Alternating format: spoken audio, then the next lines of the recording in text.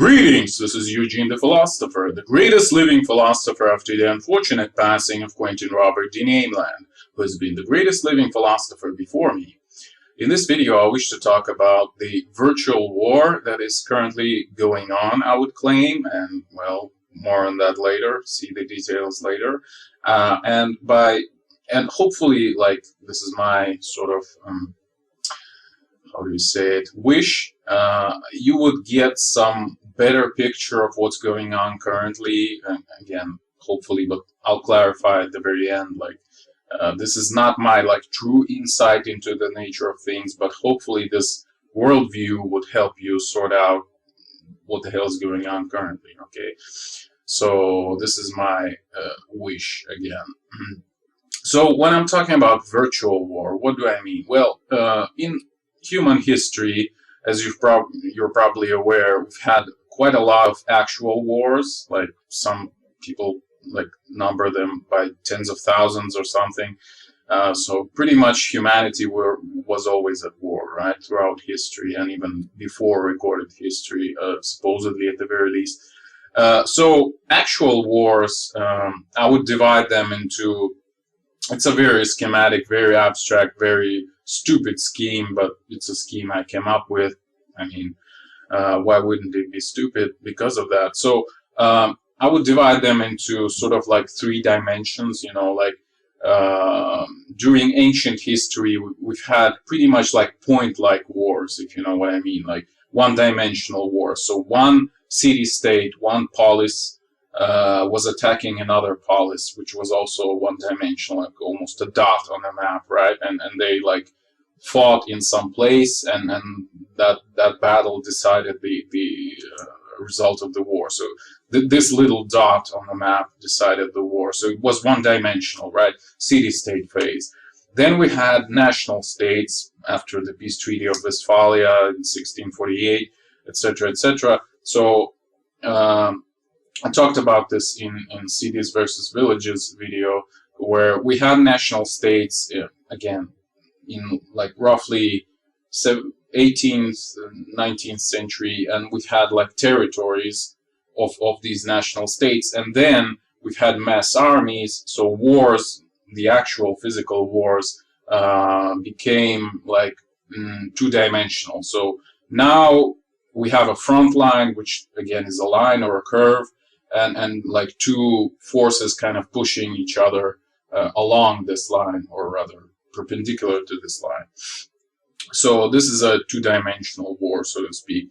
And then after that, let's say arguably later, let's say we've had three-dimensional wars, which happen sort of like in a volume, if you know what I mean. Like you have a volume of your domain, like your people, your territory, and the war happens within it, like throughout the whole volume, and like the enemy seeks weak spots in this volume and attacks them directly, right? So you have no front line, essentially. And this might be, so roughly speaking, your forces and enemy forces blend together in this volume, and whoever wins wins, basically, right? And so this might be exemplified by, I don't know, like terrorist acts. Like it's no surprise that they are often being inspired or even performed by special forces of other countries, I mean special services, etc. Or revolutions is the same thing. So your whole volume of your country, so to speak, begins to boil out of nowhere, whereas it was like, you know, these separate, I don't know, cells of foreign countries' agents who started this boiling, right? Something like that. So hopefully it can be understood. But one can look at it from another dimension, again, returning to this issue of virtuality. So these were the actual physical wars, right? But what about the virtual versus real wars? So this is another dimension that we can look at it, the issue from, or in,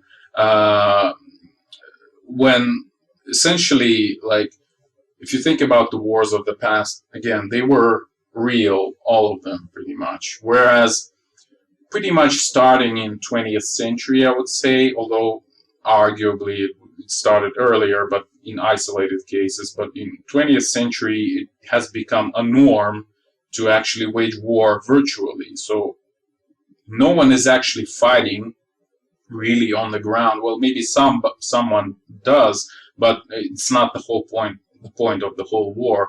The point of the whole war is to basically kind of overcome your opponent by other means, let's say. So let's say, and the Cold War, for example, is a good example. Forgive this tautology. So let's say USSR and the United States both have huge arsenals of nuclear weapons, but they don't use them. So no physical war emerges. But there are other means of let's say, trying to subdue your opponent, right? Trying to win the war, essentially. So this is what I'm talking about. The war is no longer happening physically, but it is still happening by other means. That's what I mean by virtual war. Okay, and by the way, there is a, if you're an English-speaking person, you're probably not aware of that, but there was a meme, and it still kind of is ongoing, informational war that has been spread through this, roughly speaking, post-Soviet world during the Ukrainian crisis of 2013 and 14. I mean, the annexation of Crimea, etc., etc. And yeah, so we're pretty well versed in that in the post-Soviet world. Like, whatever position we take, I mean, we are all familiar with this agenda, let's say, of informational war, total war, as you might call it. Again, it happens in all of your volume. All the society is involved in it, even if it doesn't think it is, right? Wollt ihr den totalen Krieg? As one famous author stated. Okay.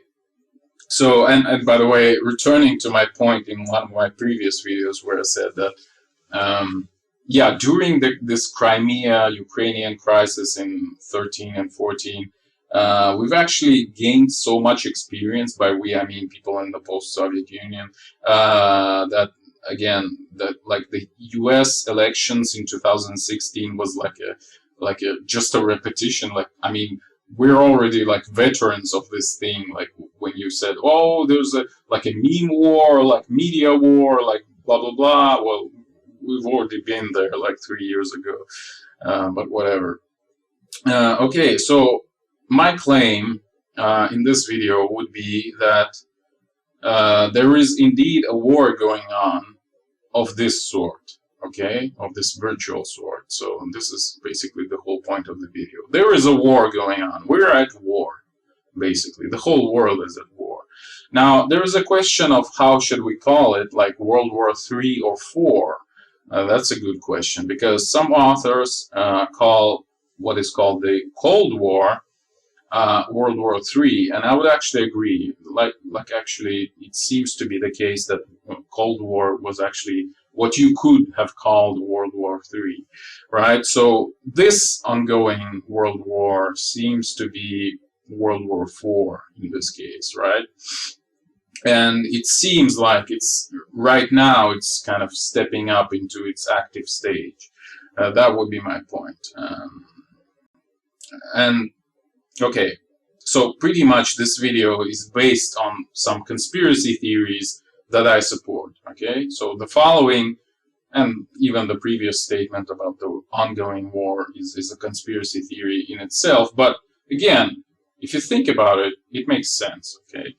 But again, take all of that with a huge pile of salt. That's what I would say. But if you think it through, and if you look for the evidence yourself, you would agree that well, actually makes sense. It may not be true, but at least it makes sense, you know. So hopefully it would help you to process what's going on a little bit easier. All right, so I propose you to look at the chart, and if I wouldn't forget, I would actually put it on the screen right now. But if I would forget, you might actually produce it yourself using Google Ngram tool. That's Ngram, Ngram, right? So basically what this tool does is it searches for whatever configuration of words you put into it in the books that it has, Google Books. So as you can see on the chart, hopefully, the combination of words conspiracy theory or conspiracy theories, I don't exactly remember, but anyway, it has 3 distinct peaks in the last, let's say, 80 years, okay? And those peaks kind of correspond to World War II, World War III, aka Cold War, and the current state of events, right?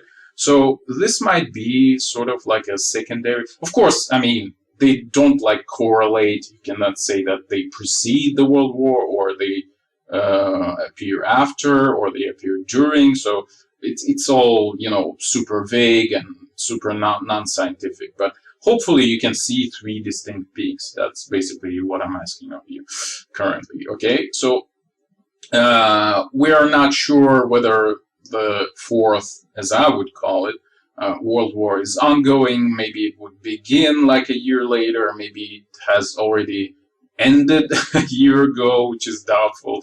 But anyway, something is going on. This is basically the end result of this chart in my eyes. Okay, so, and you might ask, well, what kind of war is it? Is it like, I mean, World War II, World War III, they were pretty clear in terms of who's fighting who. So what's going on currently? And I would say that what's going on currently is what might be tentatively called a war of British succession.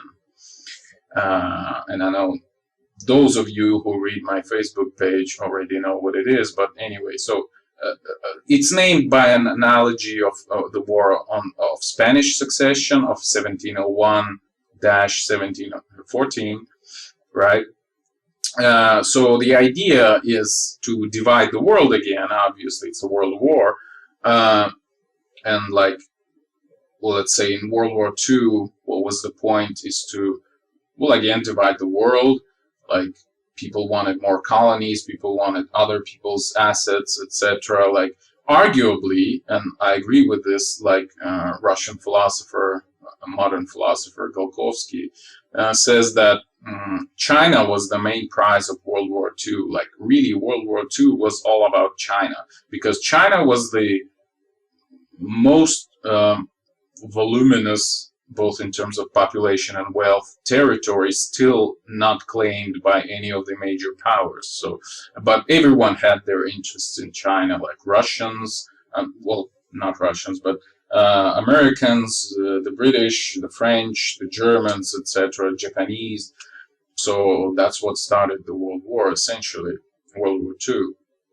And as you probably know, China became a British colony, essentially, even though it's so vague, like the history is so vague about the Chinese Revolution, etc., and what happened. But essentially, this is one of the points of this paradigm of conspiracy, like this, how would you say it, like bush of conspiracy theories that I'm giving to you right now, is that China became a British colony after the World War II, and that was like pretty much the main result of the war. Whereas the US, which were the main competitors of Britain, United Kingdom, or British Empire, I don't remember if it existed back then, they got as a consolation prize South Korea, Japan, and other places like that, like other minor places. All right. Yeah, what was I talking about? Yeah, so we're dividing the world again during this 4th, as I would call it, World War, which is ongoing now, I would argue. And the point of the war is that what might be called sub-hegemon, which is, well, okay, I'll make a short digression. So history is pretty much easily perceived if you assume that at any point in history there is a hegemon. I mean, not all of history, but recent history, like recent maybe 400 years. Okay, so there is a hegemon on the world map, like the main power, and there is a sub-hegemon, like the second main power, and everything revolves around their conflict, their friendship, and their non-friendship, let's say, right, and their animosity. So the main conflict of the war of British succession, as we call it in this video, is the fact that the hegemon, which is the United States, and the sub-hegemon, which is the United Kingdom, Britain, basically. So this is the state of affairs currently. Britain and all of its colonies. I mean, China, India, Russia, etc. We'll talk about it a little bit later. So the sub-hegemon, the United Kingdom, is becoming removed to the third role, somewhere there, and European Union becomes the sub-hegemon. So after this war, what's going to happen is that we'll have a world with United States as a hegemon and the European Union as a sub-hegemon, whereas the United Kingdom would become much weaker. So this is the whole point.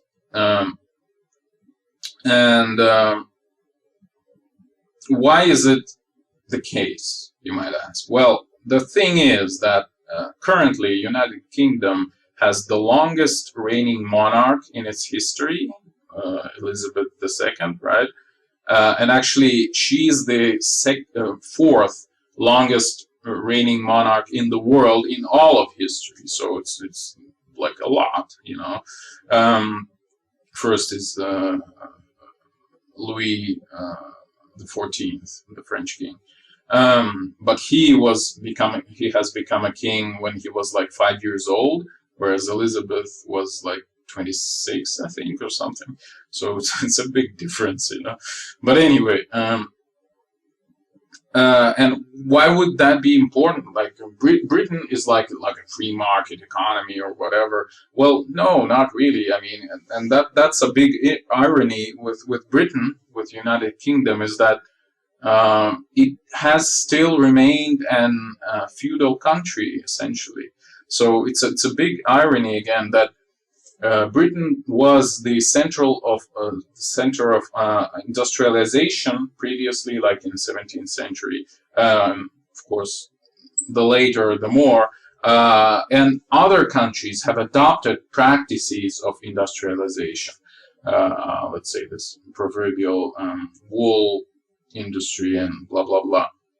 But they didn't adopt this feudal tradition of Britain. But Britain retained its feudal tradition because, well, it's their tradition. So other countries have industrialized by example of Britain, but they didn't feudalize by example of Britain. So they could grow much faster into like more progressive, supposedly, practices, social practices. So Britain remained like an old feudal country with modern industry, whereas other countries became like, let's say, republics, even though it's a separate discussion whether republic is better than monarchy, but anyway. And again, it's connected to the British influence.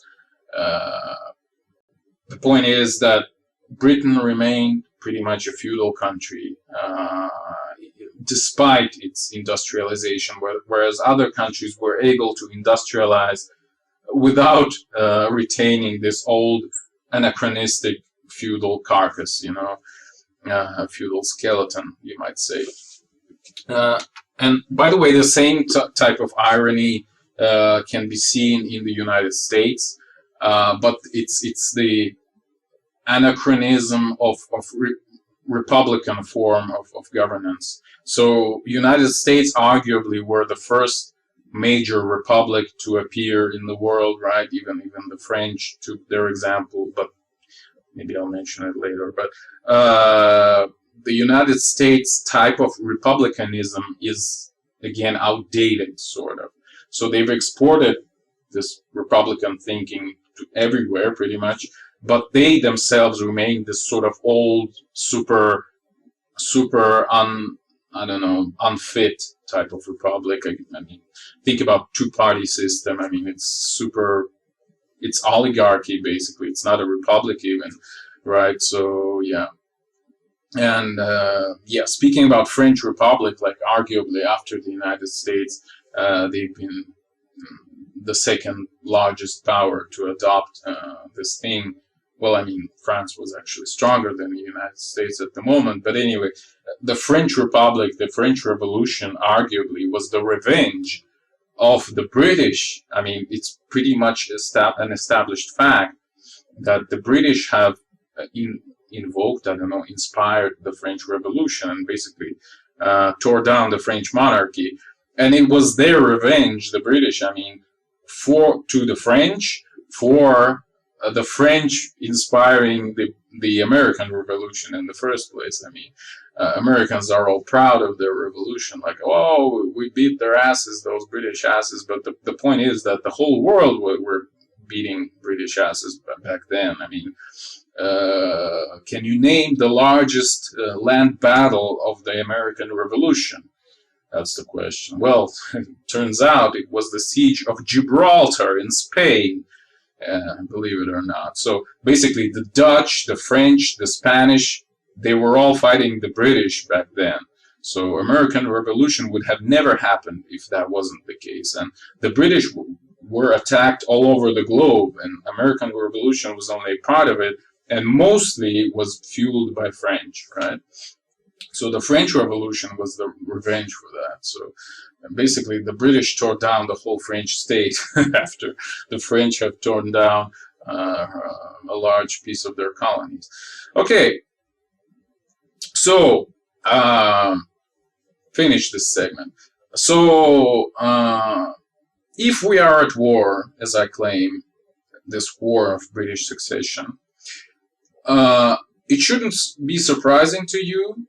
Again, returning to my point, maybe some things would become clearer to you. So it shouldn't be surprising that we are facing lockdowns and almost like curfew, of course, caused supposedly by coronavirus. But I mean, it's a separate discussion of like whether coronavirus was produced by this war, or is it just used by the war as an excuse, you know, kind of like the climate change is used as an excuse to promote all kinds of other measures. But it doesn't really matter in this case, because again, we're dealing with a virtual war, which uses everything it can grab, you know, and then kind of expands it to unlimited proportions. So whether COVID is super dangerous or it's just a flu, this virtual war would use it regardless. So if you, like, the point is, again, we need to introduce curfew. How can we do that? Oh, there's some new virus. Let's use this. So whether the virus is actually dangerous or it's just there, doesn't matter, right? Who cares, actually? So again, so lockdowns, curfew, like austerity in economy. I mean, a lot of people lose jobs, a lot of people die of poverty, etc. Censorship, including internet censorship. I mean, all those stories about Twitter and Facebook and blah, blah, blah. It's wartime, guys. I mean, are you surprised about curfews and censorship? Well, austerity? No, you shouldn't be. That's the whole point of this video. It's the wartime, guys. Like, look at France again. Like, after the British have demolished their monarchy, the France is basically in perpetual emergency. You know, all these constant revolutions that they've had. So they've kind of learned how to deal with it, and basically, yeah, by introducing some strict measures. And again, since the French Revolution, they become almost like the most centralized European state. Well, because they have to. I mean, they're at war, at constant war from the side of the British. So yeah. And okay, so what are going to be the consequences of this war? Well, at least the immediate ones. Well, again, as I've said, the European Union would become this sub-hegemon, so to speak, so it would become stronger. And actually, myself was mistaken, like maybe 10 years ago, I considered like modern EU as sort of like a late USSR type of state, but now I actually admit I was wrong, probably. Like, EU is much stronger than it seems. It actually plays this sort of role of a, harmless hamster or something, but it's actually a very strong structure, perhaps even the strongest currently on the globe. And it has a pretty bright future, I think, in the next, let's say, 50 years, or maybe even a century. So I believe that it's going to become only stronger. It's going to integrate parts of the UK. Actually, I mean, as this... Okay, I didn't finish the point previously when I talked about the longest reign in history. So there is a long line of successors to the current Queen of UK, right? So all of them want something. So when she dies, like, all of the things are gonna blow up. But the agreements are already made today, and that's basically the whole point of today's situation. Like, who's gonna get what? Like the Commonwealth is huge. Like the British, whatever. How do you call it in English? Property is very large. Yes, that's what I wanted to say. So EU is certainly going to integrate parts of the UK into it, and the UK, like the Isles, they're certainly going to be dissolved and partly integrated into the European Union. Like, think about this, the proverbial Celtic Union of Cornwall, Ireland, and Scotland. So Scotland have already announced their next referendum, etc., etc., and I'm sure that Ireland is going to follow. I mean, Northern Ireland and Ireland proper and whatever. Maybe Ireland proper is a member of the EU, I'm not sure. But anyway, parts of Canada might be integrated into EU as, let's say, French foreign territories. Quebec, especially, of course. I mean, maybe even New Brunswick, but who knows? So, like a typical Euro regions, if you know what I mean. And EU is definitely going to have a unified army pretty soon, like maybe, I don't know, 5 or 10 years. EU is definitely going to expand into Africa, so some African countries or parts thereof are going to become a part of EU, as stupid as it might sound, but yeah, definitely. I mean, the work has been there for like decades already. The soil is ready, you know. There's going to be a huge network of high-speed railroads all over Europe. Of course, not in the last part to move armies, the unified army of the European Union, etc. And already there are certain like events where European leaders talk to African youth directly, like bypassing their governments. Well, the point is, like, we are going to be your next government, right? You don't need your own like presidents and prime ministers and whatever. So yeah, and maybe, and this is my big hope, maybe European Union even would abolish socialism that they're practicing in the last God knows how long, like 70 years maybe. And it would make sense because, well, what is socialism? It's essentially a military economy during peacetime, right? So extreme austerity, extreme centralization and regulation. But why did European Union had this policy in the first place? Well, because they were like third world country, you know, in the sense that first world was the US and the second world was Britain with their colonies. And third world is the EU. Well, of course, it's not the regular sense of this division, but hopefully you know what I mean. So they had to stick to their guns, so to speak. So they had to basically survive this period of history, like, well, I don't know how long, at least like 70 years, but maybe even longer. So they had to sustain themselves on this low diet. And hopefully it would end soon, and European Union would become a very free-oriented economy, and it would be very cool. At least I'm kind of optimistic about this. All right. There was something I wanted to mention with regards to that, but kind of forgot. I was talking about the military economy of socialism. Forget it. Maybe I'll remember it later. So, the American elections of 2020 and Brexit story are parts of the same story, the same war on British succession. Like, I've already made this point on my Facebook that if Biden wins, then there's going to be a deal, Brexit deal of the UK with the EU. Or if Trump wins, there's not going to be a deal. And my point still stands because we still don't know who has won the elections, right? Well, because the elections aren't decided in this way. It's not the voters' will to choose who's going to be the president, which party is going to rule. The decision is made by the elites, pretty much. And elites have not yet decided. And again, it's a funny game of chicken of the UK and the US. Like the UK says, well, we're not going to negotiate the deal before the results of the US elections. And the US elections are saying like, we don't know who won. Like, let's wait. Let's blah, blah, blah. Let's recount the votes. Let's wait for a decision of the court, etc. So they're kind of delaying. They're both so each one waits when the other one makes a step, right? To kind of have at least their cards revealed, right?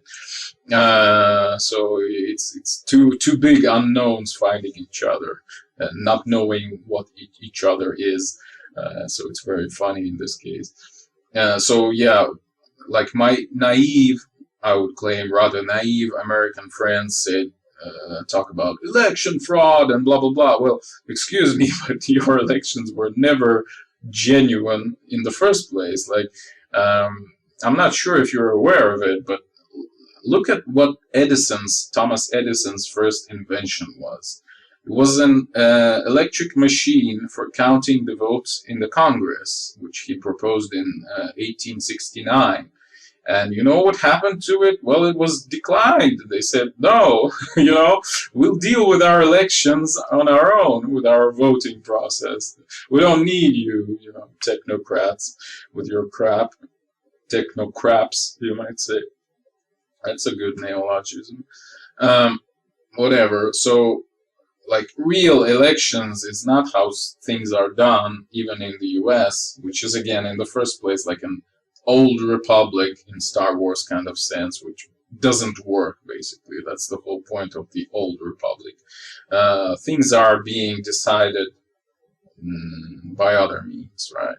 Including the US presidential elections. All right.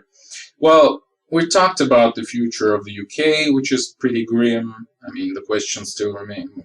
I'll ask this question a little bit later. We've talked about the future of the EU, which looks pretty bright. Now, what about the United States themselves?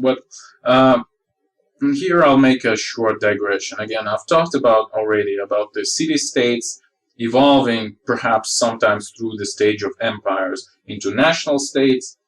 So city-state is basically an isolated thing with maybe a little bit of its neighborhood, right?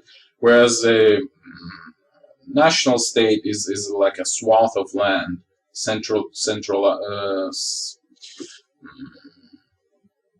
with a centralized government. Let's put it that way. But what's the next step, you might ask? Well, some people say, well, it's the world government, right? New World Order, or whatever. Well, I'm sorry to disappoint you, or maybe pleasantly surprise you, but the world government is not going to appear anytime soon, and by any time I mean 100 years at least. And it's actually a good thing from my own point of view as an anarcho-capitalist. So, and the thing is, like, the next step of enlargement of a national state, like after a city-state, national state, what's the next step? Well, it's not the world, it's actually a civilization state, what it's called, right? And well, it's kind of intuitively obvious what it means. It means basically culture plus territory, right? So it's not like the nation, like the ethnic unity. It's culture plus territory. And European Union is obviously becoming a civilization state pretty rapidly, I would say. Like year by year, it's strengthening the cultural unity. Well, there is of course a backwards process of regionalism, but it's perfectly understandable even within the single European culture. And by European, by the way, I mean also Mediterranean, like Northern Africa. Roughly speaking, Roman Empire plus its immediate neighbors, such as Scandinavia, for example. Right. So European Union is becoming a civilization state, and I would claim United States will become a civilization state too. But it's not yet a civilization state, and it all boils down to the historical issues. Like Europe pretty much lagged with its national development with respect to the U.S. I mean, I've talked about in my previous videos how Italian state, like French state, German state, Russian state appeared only in like late 19th century, so very recently, roughly speaking, even in terms of known history. So it lagged in terms of national states. Mostly it was empires. Even during World War I, it was fought between empires mostly, right? The Ottoman Empire, German Empire, France, I'm not sure it called itself empire, but de facto it was an empire. British Empire, Russian Empire, Austro-Hungarian Empire. You get the idea, right? And the United States, on the contrary, sort of got national state earlier than Europe. I mean, 1776 or whatever you wish to name the date of the beginning of the U.S. But at the same time, it kind of wasn't quite a national state yet, let alone a civilization state. So it kind of stuck between those phases of national state and civilization state, right? Whereas Europe was lagged with national state, but it got there like very solidly. So it stuck there actually.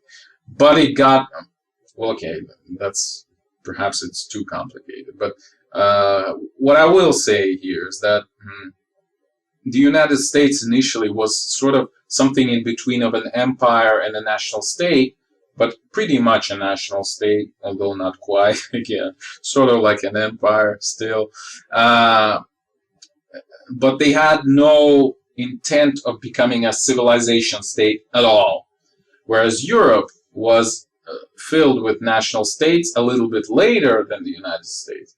But Europe became a bunch of national states already with an idea of a civilization state, but they still stuck in national state thing. That's why the Euro integration is so hard right now, because you need to destroy all those solid national states before.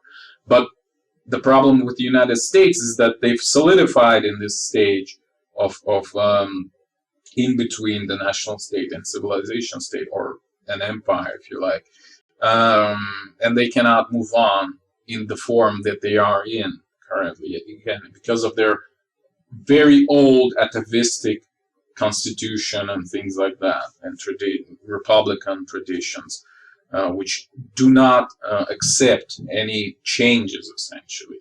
That's the point. Like, people praise American system for its stability, but at the same time, it doesn't allow you to develop, right? So stability means not only can you not crumble, but you cannot develop as well, right? So it's also not very healthy.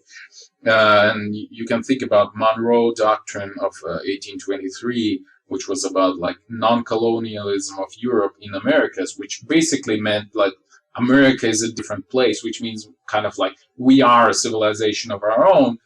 But it was too late already. You see that like the foundation was already established. So the United States could not become a civilization state proper at all, since then, at the very least. But they would, I would claim. And this is the whole point of this ongoing war. So, yeah. So my point would be that the dissolution of the United States and like breaking down into pieces and later reassembly of those pieces into a completely new configuration. I mean, proverbial, like New England might be one piece, like Cascadia might be another piece, like California plus pieces of Mexico might be another piece, Texas plus pieces of Mexico might be another thing, and like some mid-US blah blah blah, like Michigan, Dakotas, and blah blah blah, and parts of Canada might be another thing. And this might be a civilization of its own. And of course, another part of this civilization would be South America. I mean, by America, I mean all of the New World, so even Caribbean included probably. So Argentina and Brazil would definitely undergo similar process, and all of that would try to, what's the proper word? Like, try to think, well, it's a clunky way to say it, but try to think about itself as a separate civilization, okay? But unified, both Americas, I mean, unified. Except regions like Quebec, which would obviously fall into the European influence. All right. So that's basically the point. And people who say that, oh, it's some harmful tendency, we should suppress it. Well, I'm sorry to say it, but you can't. I mean, that's the tendency of like, we'll talk about it in some other video, about these subtle tendencies that basically win always, despite any noise above them, even if it's much stronger. But this tendency would win. I mean, it's pretty obvious, I would say. Like, the US is going to dissolve, break down into pieces, and then reassemble with larger territories and under other principles, rather than today's ones. Okay, and again, people who say that we should fight this tendency and vote Republican, vote Trump, or whatever, they're very naive, because both parties, both Republicans and Democrats, they're basically working for the same tendency, for United States dissolving into pieces and reassembling with both continents into some other system. In particular, like, you might say, well, it's obvious, I think, for everyone, that Democrats increase internal turmoil in the United States, right? They try to make all the contradictions as sharp as possible.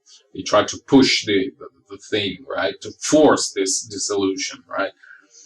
Whereas Republicans, apparently, according to some naive people, are trying to save the United States as it is, to prevent the dissolution. Well, not quite. What Republicans actually do is try to cut off all the connections of the United States with other countries, to isolate the United States fundamentally. So, roughly speaking, Democrats is an attack, whereas Republicans are the defense. But their ultimate goal is the same, to isolate the United States and dissolve them, right? It's just that Republicans are focusing on isolation, and Democrats are focusing on dissolution, right?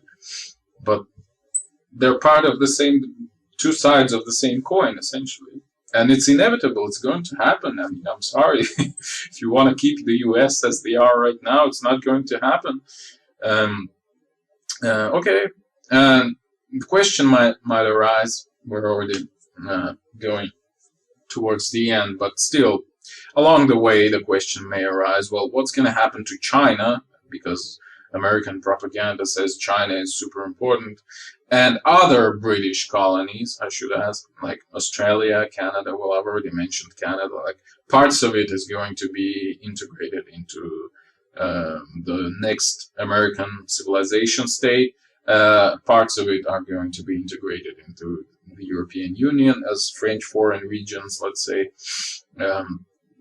Uh, what's going to happen to Australia? I cannot say. I have no idea. Like, a lot of options are possible, and I'm pretty sure people are discussing it right now. I mean, people who are going to decide what's going to happen. What's going to happen to China is also a difficult question, because, again, it's a British colony. If Britain loses its power, which is going to do, what's going to happen to China? It's a good question. To India as well. Pretty much, I would say maybe China and India would become their own civilization states, which they can easily do. They have enough resources to do that, enough cultural, economic, political resources. I mean,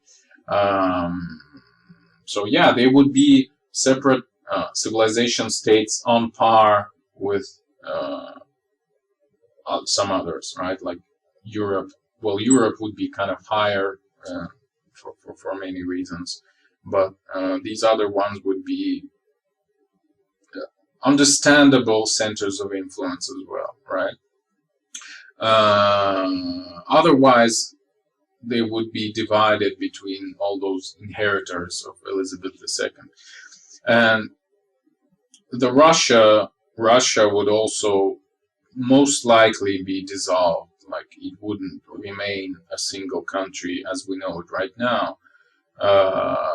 And what remains of Russia, namely the westernmost regions, and namely the northwesternmost, which is St. Petersburg and, like, I don't know, 30 million people around it, it would be integrated into the European Union as well, under the next president of Russia, Alexei Navalny, who is currently in jail, as you probably heard.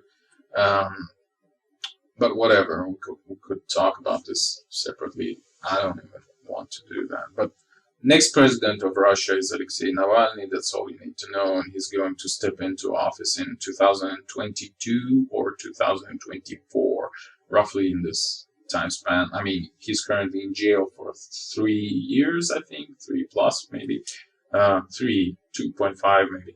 But he's going to be out by the next election, so it's okay. Or maybe he would get out earlier due to some revolution or whatever. And obviously, he's an agent of European Union. He was in Germany when he was poisoned and nearly died. And obviously, it's very obvious that he works for Europe, roughly speaking, against Britain, who controls Russia currently, Putin, etc. Okay. So this remnant of Russia is going to be Euro-integrated. What's going to happen to the rest of Russia is a good question. Maybe it's going to become a separate state. Maybe it's going to integrate partly into other regional regions. Like Turkey is certainly has its sphere of influence, and a lot of regions in mid-Russia have similar, like, cultural things, and Kazakhstan arguably may become a part of the same realm, the same sort of civilized Turkic, I guess, civilization state, something like that. All right.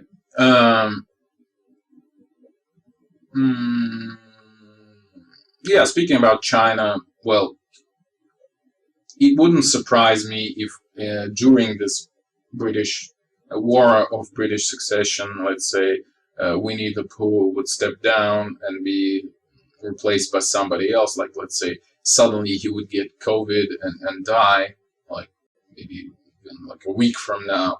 This wouldn't surprise me at all. Again, it's the negotiations are going on currently, like who's going to get what, and if China would suddenly change its political course and economical course and whatever course, it wouldn't surprise me at all, because, again, negotiations are underway. Brexit hasn't finished yet. US elections arguably haven't finished yet. So anything can happen at the moment. Like, the most stable thing you can think about can crumble literally tomorrow. It's wartime, guys, just as I told you. Okay. Roughly speaking, conclusions. So There's a lot of things probably that I forgot, but these were the voyages of the Starship Enterprise, but not really. These were the conspiracy theories that I support personally, and which makes sense to me, right? And most of them I got from who could have thought Russian Telegram channels. If you don't know what Telegram is, it's a pretty damn good messenger. So there's plenty of anonymous or semi-anonymous Telegram channels, which again transmit their own thoughts on processes that are going on. And in particular, a lot of those ideas I took from there. And again, Telegram channels have been invaluable for our ongoing revolution here in Belarus. Like in Belarus, we have at least 1 million Telegram users. So it's like 10% of the whole population of the country, which is quite a lot, you might say. Okay. Yeah, and it's a very important, I would say, intellectual resource today. Russian Telegram channels and Belarusian, arguably. And so if you cannot read Russian and you cannot use that, well, it's a pity because, yeah, it's pretty cool. Arguably French, whatever channels would also be very important because, again, because of the rising importance of European Union. And it doesn't seem to be the case somehow that Germany is going to lead the European Union. I think it's going to be France. At least the face of European Union is going to be France. Maybe like a rough guy operating all the levers is going to be German, but at least the face is going to be French. So yeah. So learning French is a good idea today, in the next 12 years at the very least. Well, actually, the farther, the more important. And I've already mentioned the point that Russia is a crypto colony, means like a secret colony of Britain, and it has been a true drama of Russian people, I would say. Well, whatever. There's so much evidence. Again, Russian philosopher Golkovsky kind of forces this topic that Russia is actually a colony of Britain, and there's so many evidence that it's really, really obvious. At some point, it becomes really, really obvious. At least to me. I mean, I favor this theory. I understand that it's a conspiracy theory. Okay, we'll leave this discussion. But look at just one point. Look at the nuclear weapons. How the USSR acquired nuclear weapons. It was British spies, the Cambridge 5, who delivered the information to the USSR. Of course, the British say, well, they defected to the USSR. Well, it's doubtful, So basically, the British spies stole nuclear weapons from the United States and gave them to the USSR. What in the world, what is the picture of the world where this makes sense? Only when the USSR is under control of Britain, but Britain doesn't want to get involved, right? It just uses the USSR as a bully, like a bodyguard, a club to hit the US with, right? Whereas itself remains in the shadows. And it's not the first, today even, who conducts nuclear research, nuclear weapons research and testing? Only former British colonies like Iran, like Pakistan, like North Korea. I've already talked about World War II and who got what. Well, the British got China and North Korea. The Americans got South Korea and Japan. Well, guess who conducts nuclear tests? It's North Korea, aka Britain, So yeah.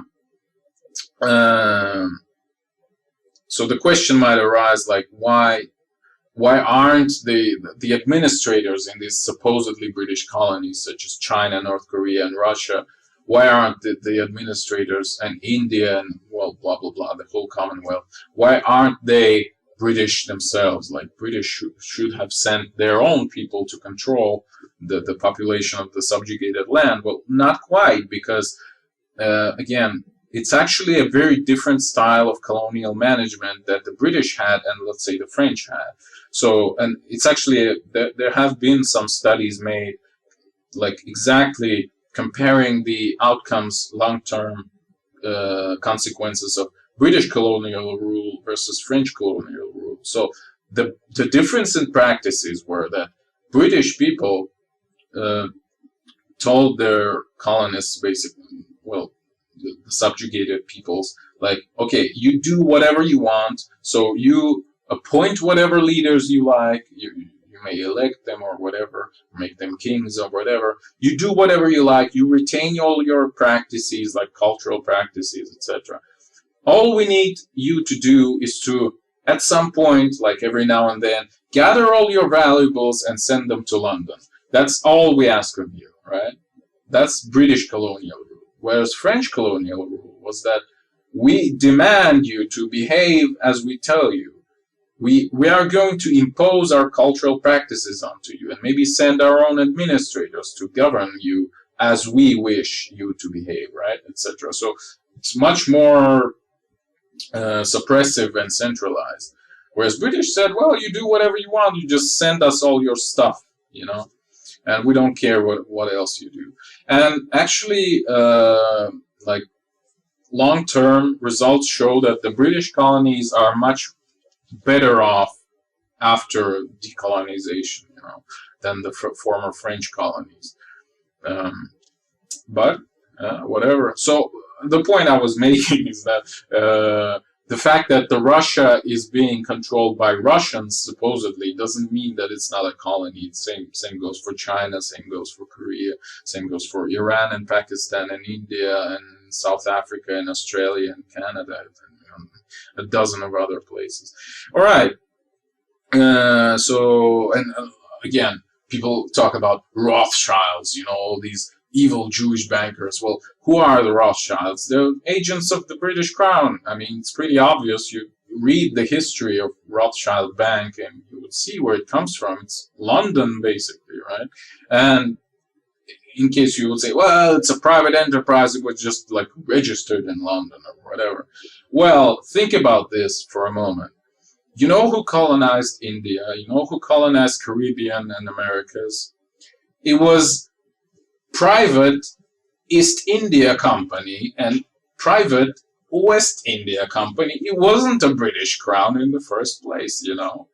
And like, think about this. Like, how is this possible that a private company owns like much more assets in both wealth and military power and blah blah blah, speaking about East India Company, of course, than the whole empire itself? Like, it's just stupid, it's just impossible. So it's just a fictitious entity, this East India Company, that was operating under British Crown. And the same goes for Rothschilds, you know. It's pretty obvious. It's just a puppet bank to, you know, promote the interests of the British Crown. It's so obvious, I don't even know how to tell you this, but whatever.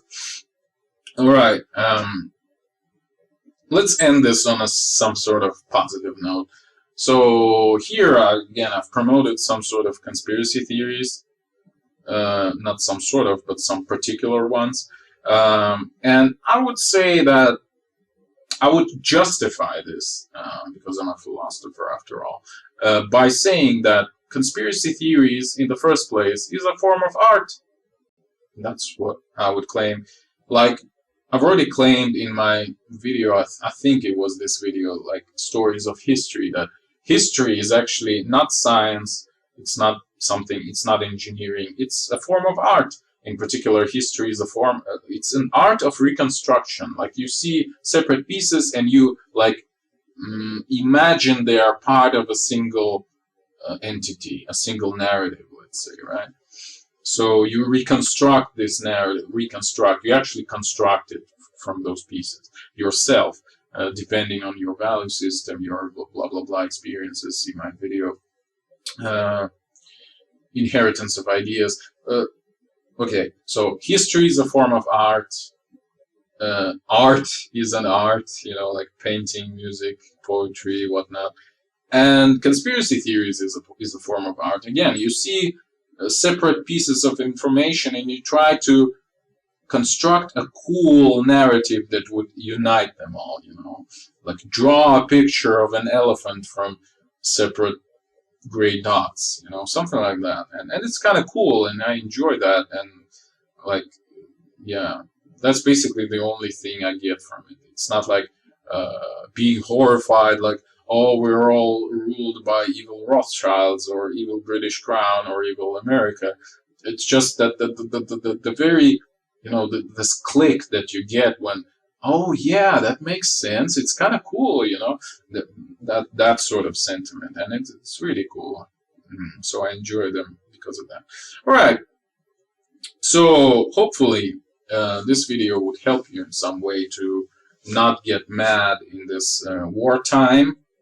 I again emphasize we're living in a wartime, so be prepared for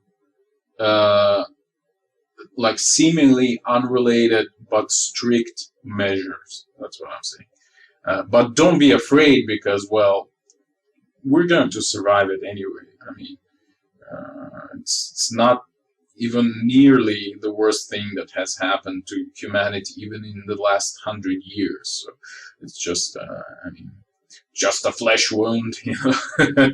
So hopefully, speaking about conspiracy theories as a form of art, hopefully I've been able to paint you, you know, the near future, albeit in some sort of like broad strokes, but whatever. All right. Thank you for watching. The eons are closing.